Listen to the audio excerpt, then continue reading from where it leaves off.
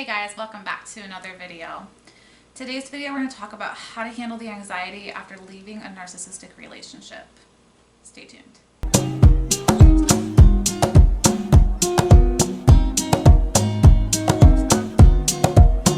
First and foremost, leaving a narcissist is incredibly difficult to do.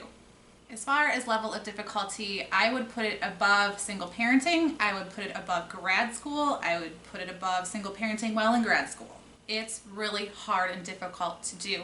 So if you're watching this video because you recently left your narcissist, or even if you left your narcissist 5 years ago, I'm going to tell you right now, you are a rock star, superstar, super strong person. It is not easy. In fact, a lot of people have compared it to breaking a heroin addiction. I actually kind of talked about how these types of people are addictive and how it literally, our brain, it looks like an addiction.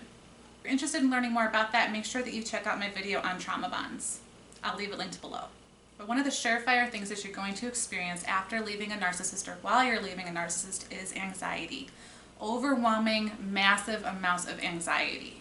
These people do not make it easy to leave in any way, shape, or form. I can make an entire video about that. But one of the reasons why it is so difficult to leave and to recover is the anxiety. It is so bad. Anxiety is one of the reasons why it is so important that if it's possible to go no contact with a narcissist, because if you don't go no contact, you're still allowing them a way in to be able to manipulate and to gaslight you.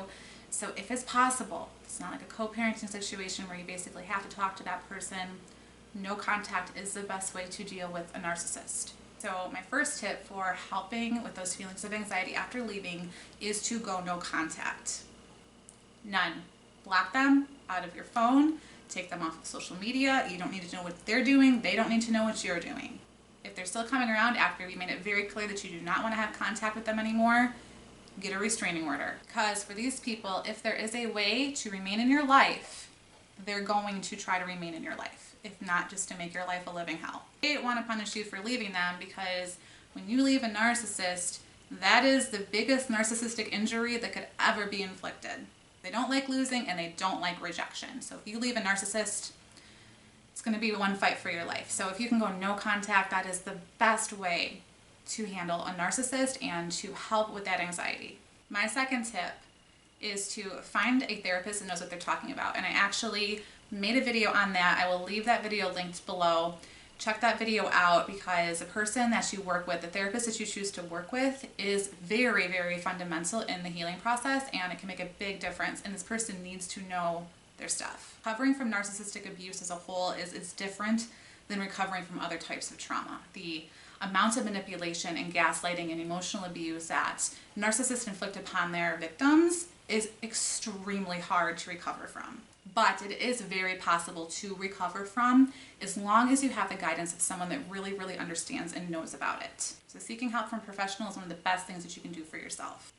The third thing is to remind yourself that there will be an end to your suffering. Going through the withdrawal of a narcissist is hard, and it's temporary, I promise.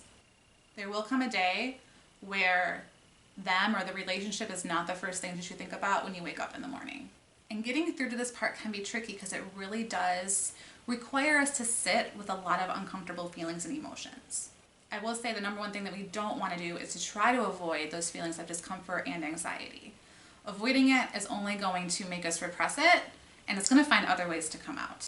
It needs to be processed through and dealt with. In my anger against an abuser video, I talked about journaling, and I'm going to bring it up again here. Journaling is an amazing way to process through your emotions in a really healthy way. So if you find yourself ruminating, having never-ending obsessive thoughts about the narcissist or the relationship, write about it in your journal. See what comes up for you and be accepting of whatever might come up for you. My fourth tip is to make a list of things that you are gaining from leaving the relationship. So this can be a new sense of freedom, this can be peace, the ability to form new and healthy relationships, knowing that you don't have to go through that again. It's over. No more emotional landmines, no more walking on eggshells all the time. No more waking up in the morning and just experiencing that intense feeling of dread, like I don't even want to do today. Making a list of things that are positive that you can gain from not being in this situation anymore can be really powerful, and keep that list. Read it back to yourself as you need to. Leaving a narcissist is tough, but I promise that you're tougher. Try these tips and see how they work for you, and make sure that you don't give up. You will get through this. Thank you for watching this video, and I hope you were able to get something from it. If you did and you liked it, make sure you give it a thumbs up so it helps promote this video to other people that can benefit from it. And if you haven't yet, make sure you join my channel and hit the subscribe button. I'd love to have you in the next video.